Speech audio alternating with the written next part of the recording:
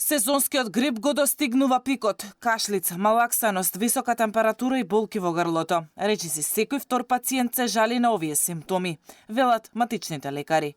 Амбулантите се преполни, а вирузите ги полнати болниците.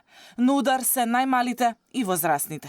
Епидемиолозите велат дека порастот на заболени од инфлуенца ќе трае и следните 10 денови, а релаксација на епидемиолошката состојба се очекува веќе во март. Спасот од заразата е затоплување на времето, оценуваат докторите.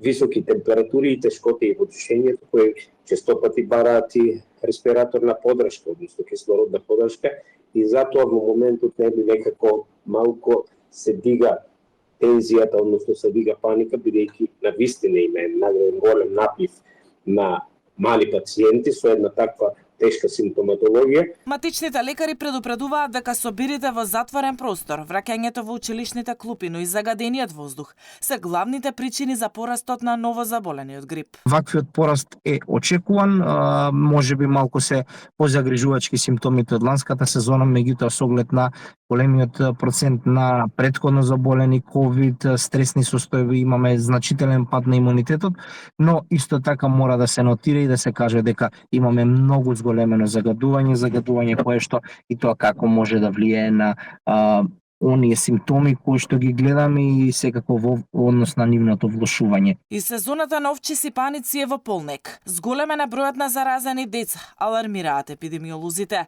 Тие сметаат дека климатските промени се причина овој вирус што се шири и во зима и во лето. Последните 7-8 години едноставно не постои сезона, тука и ги имаме преку цела година пријавите, што значи дека се работи за висока контагиозна болест, каде што контактите се најважни. Дали лето, дали зима, каде што има поголеми контакти, таа постојано се пренесува и тие бројки ќе се растат. Варичелата се пренесува преку респираторен пат и допир.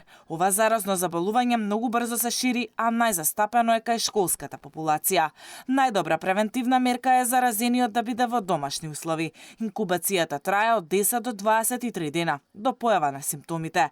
Осипот е карактеристика на ова заболување и може да ги зафати сите делови од телото. Овчите сипаници се најзаразни 2 дена пред и 2 дена по појава на меурчињата.